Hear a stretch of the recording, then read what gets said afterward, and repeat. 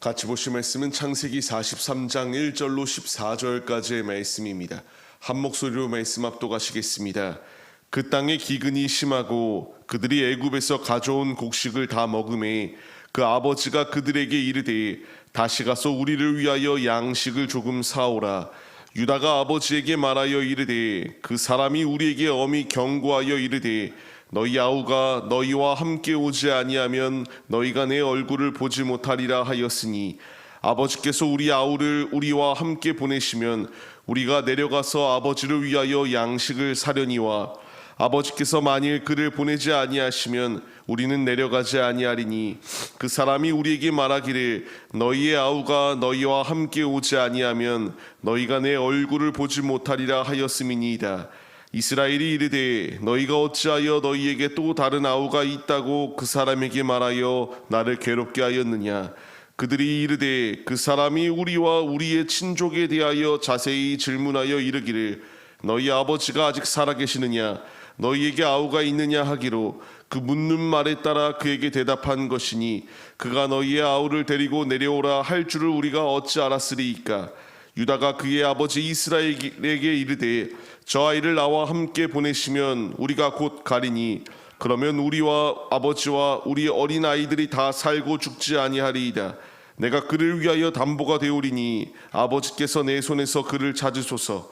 내가 만일 그를 아버지께 데려다가 아버지 앞에 두지 아니하면 내가 영원히 죄를 지리이다. 우리가 지체하지 아니하였더라면 벌써 2번 갔다 왔으리이다.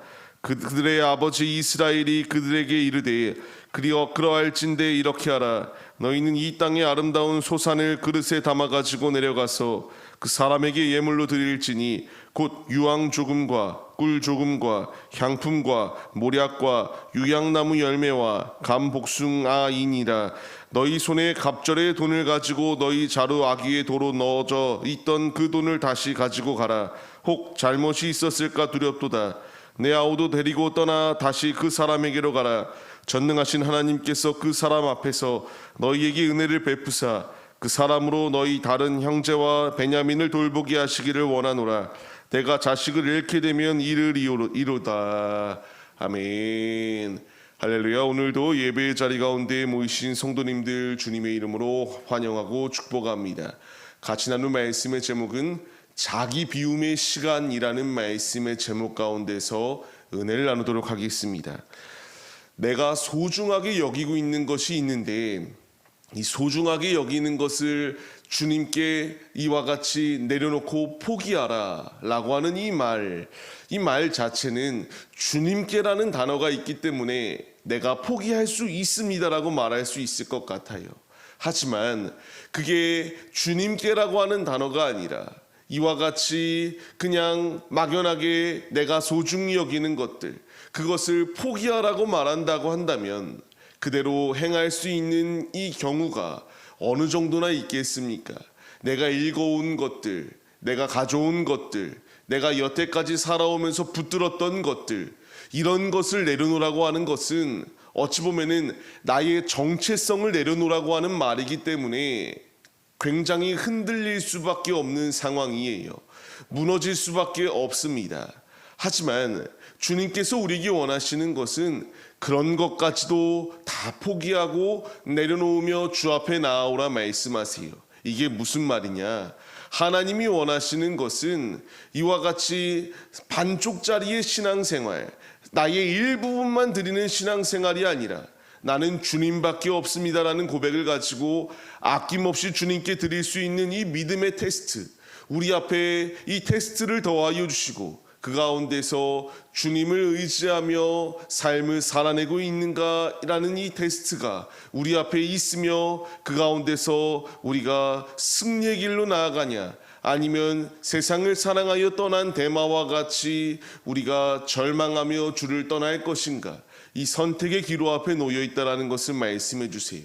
우리에게 필요한 것은 이 모든 것을 포기한다 할지라도 나는 주님이면 됩니다라고 하는 믿음의 고백을 가지고 주 앞에 나아갈 수 있는 결단과 믿음이 우리에게 있어야 함을 말씀해 주세요. 오늘 말씀을 보면은 이 상황이 너무나 잘 나오지 않습니까?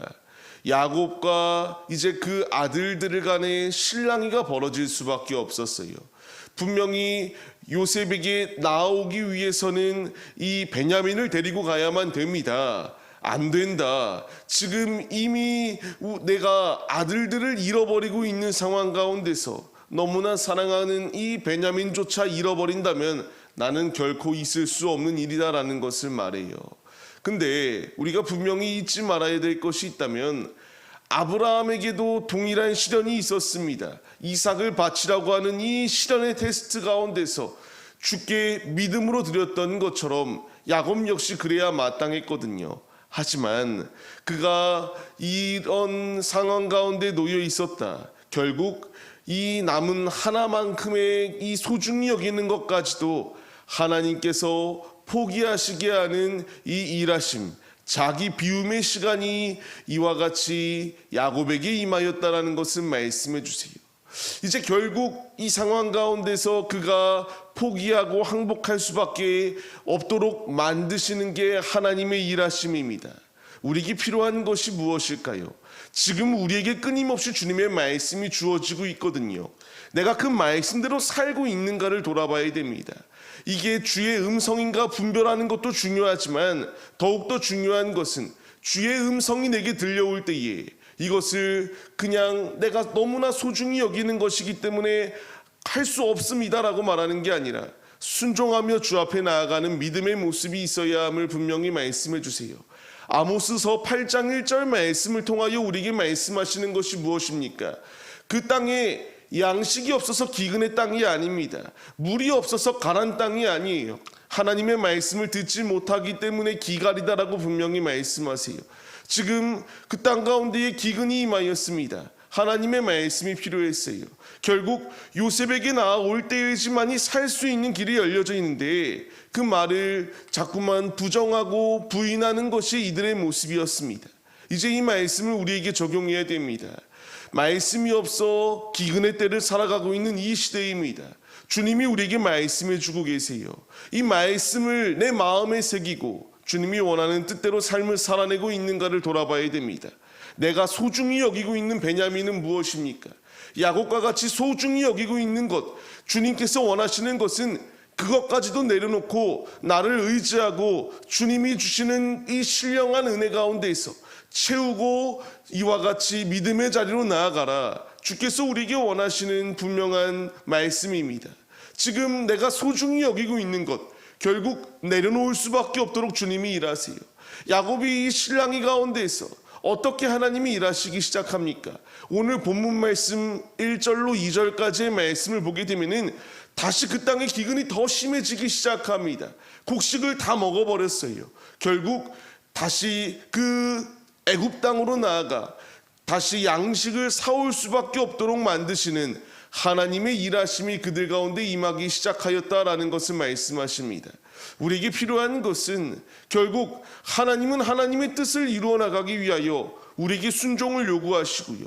순종치 아니할 때에 더 큰 믿음의 테스트를 더하여 주시며 이 테스트 가운데서 우리가 포기하고 주님만을 의지하며 주님께로 나아오길 주께서 인도해 주고 계신다라는 것을 분명히 말씀하십니다. 결국 어떻게 되나요? 자신이 포기하고 아들을 내어줄 수밖에 없는 이런 상황 가운데에 놓여있게 만드십니다. 주님이 나에게 원하시는 것은 우리가 주님보다 더 사랑하고 있는 것, 그것을 내려놓으라 말씀하세요.